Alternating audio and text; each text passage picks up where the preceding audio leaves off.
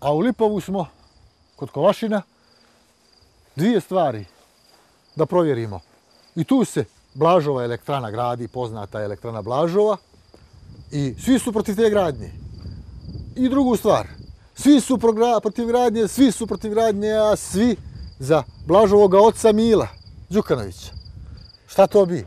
Izvolite, sjedite pa ćemo pričati. Važi, dogovoreno, ali bit će zanimljivo čuti odgovore na ta pitanja.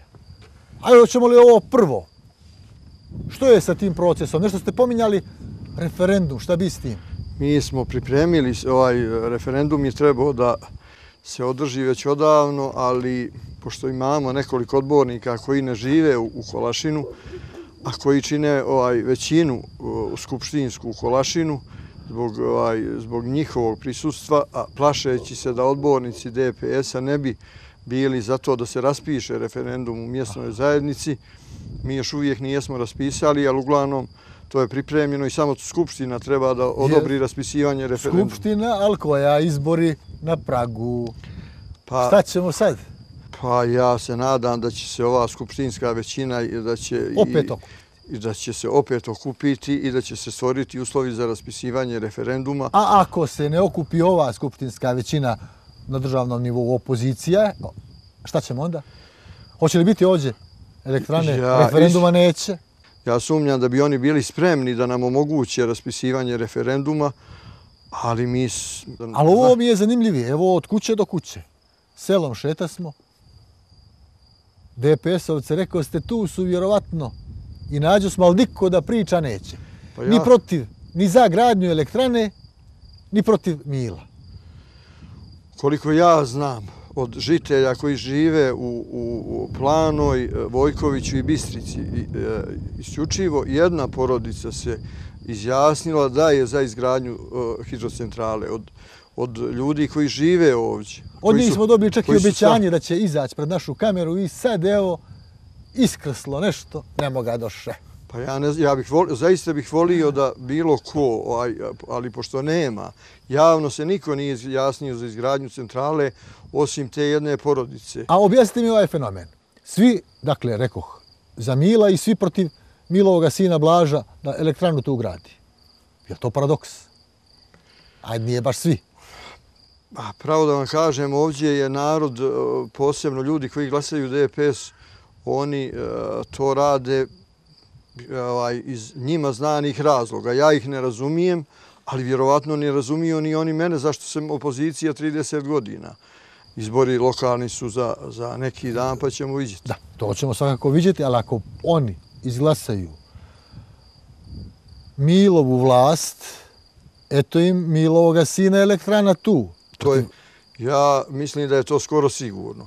I mislim da i investitor eventualno čeka da se vlast promijeni, jer mi ovdje, nas ima priličan broj koji ćemo se vjerovatno na sve moguće načine suprotstaviti gradnji centrale koja ugrožava naše interese, koji nije od juče. Preciznosti radi samo iz gledalaca naših da kažem, brojevi govore Bojanić 130 i nešto, Milo 140 i nešto. Pa otprilike taj broj glasača koji ima DPS na ovom području je iz godine u godinu približan. Zaslužuje komentar i ovo što se veoma visoko kotiralo u medijima.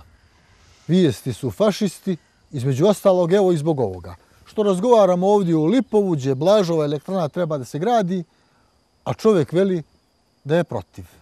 Ja se ne bih usudio da bilo koga čiji se interes ne poklapa sa mojim interesom nazovem fašistom. Potvrdi on to.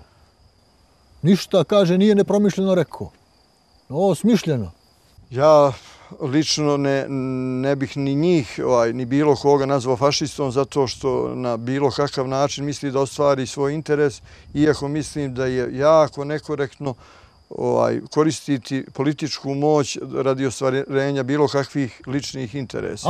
Možda tome idu na ruku trenutne okolnosti u društvu, ali ja vjerujem da će se vrijeme mijenjati tako da ničija do zore nije gorela. Kuda je taj proces posla sina Mila Đukanovića, u kojoj je fazi zapelo je bilo kod arhitektonskog rješenja pregrmeli on tu dozvolu arhitekata, glavnog Mi to ne znamo, to sve vezano za gradnju te elektrane, ništa tu nije bilo transparentno. Narod ovdje nije bio obaviješten i kad je trebalo da se raspiše ta koncesija na davanje Bistrice, niko od nas ni o čemu ništa nije znao dok je Blažo dobio, Blažo i njegovi kompanjoni dok su dobili saglasnost. To je bilo to, a Petar mi je svjedok da sam sve učinio da ede ikoga što je za Mila o elektrani priča, ama ne moga doh. Ni on mi ne moga da pomoći autoritetom predsjednika mjesne zajednice. Takav je posao nas novinara, a boga mi predsjednika koji hoće da su predsjednici svih građana. Posao vam nije lako, očito, pošto izgleda po viđenjima nekih ljudi, vi imate neke fašistoidne potrebe sa čime se ja apsolutno ne slažem. Ponosan na taj fašizam, kažem, idemo dalje. I budite ponosni na to što vi radite, budite ponosni, imate razlog. Hvala Petre, hvala za ovaj razgovor, idemo dalje.